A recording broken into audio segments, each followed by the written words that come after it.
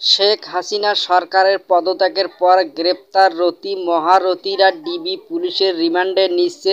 চাঞ্চল্যকর তথ্য, জেরা করা হচ্ছে সাবেক ডেপুটি স্পিকার শামসুল হক টুকু, সাবেক প্রধানমন্ত্রী শেখ হাসিনা, বেসরকারি শিল্প ও বিনিয়োগ উপদেষ্টা সালমান এফ রহমান, সাবেক আইনমন্ত্রী আনিসুল হক, সাবেক তথ্য ও প্রযুক্তি প্রতিমন্ত্রী জুনায়েদ আহমেদ পলক এবং ন্যাশনাল টেলিকমিউনিকেশন মনিটরিং সেন্টারের এনটিএমবি সাবেক মহাপরিচালক মেজর জেনারেল অবসরপ্রাপ্ত জিয়াউর আহসানকে।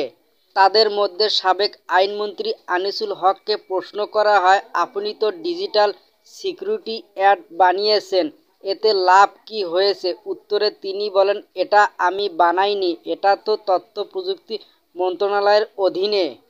এ সময় ডিবি কর্মকর্তা বলেন, যে মন্ত্রণালয়ের আইন তৈরি করুন না কেন, সেটা ভেটিং এর জন্য তো অবশ্যই আইন মন্ত্রণালয়ে গেছে, তখন আপনি ভূমিকা নিলেন না কেন?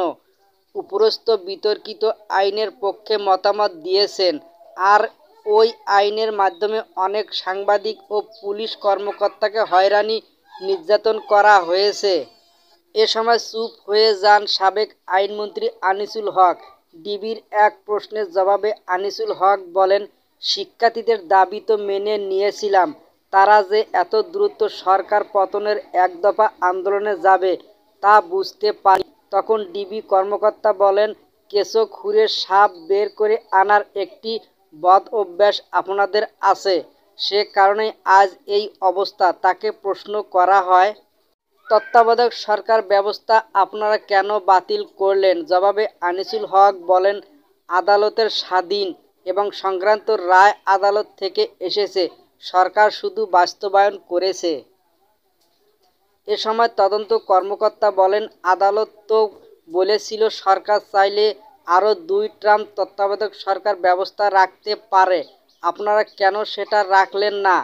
2018 সালে যখন কোটা সংস্কার আন্দোলন হয়, তখন ছাত্ররা সব কোটা বাতিল চায়নি, তারা সংস্কার চেয়েছে, কিন্তু আপনারা কোটা বাতিল করে দিলেন কেন? জবাবে আইনমন্ত্রী বলেন, এসব হয়েছে শুধু প্রধানমন্ত্রীর রাগ এবং একগুঁয়েমির কারণে। ডিবি কর্মকর্তার প্রশ্ন ছিল, প্রধানমন্ত্রী যেহেতু রাগ করে কোটা বাতিল করেছেন, তাই তিনি প্রধানমন্ত্রী হিসাবে তার শপথ ভঙ্গ করেছেন, এটা দেখিয়েই তো আপনি আইনমন্ত্রী হিসাবে পদত্যাগ করতে পারতেন। এ সময় আনিসুল হক বলেন, শেখ হাসিনার বাইরে যাওয়ার কোনো সুযোগ ছিল না, আপনারা যেমন ঊর্ধ্বতন কর্তৃপক্ষের আদেশ মানতে বাধ্য, আমরা তেমন শেখ হাসিনার আদেশ মানতে বাধ্য ছিলাম।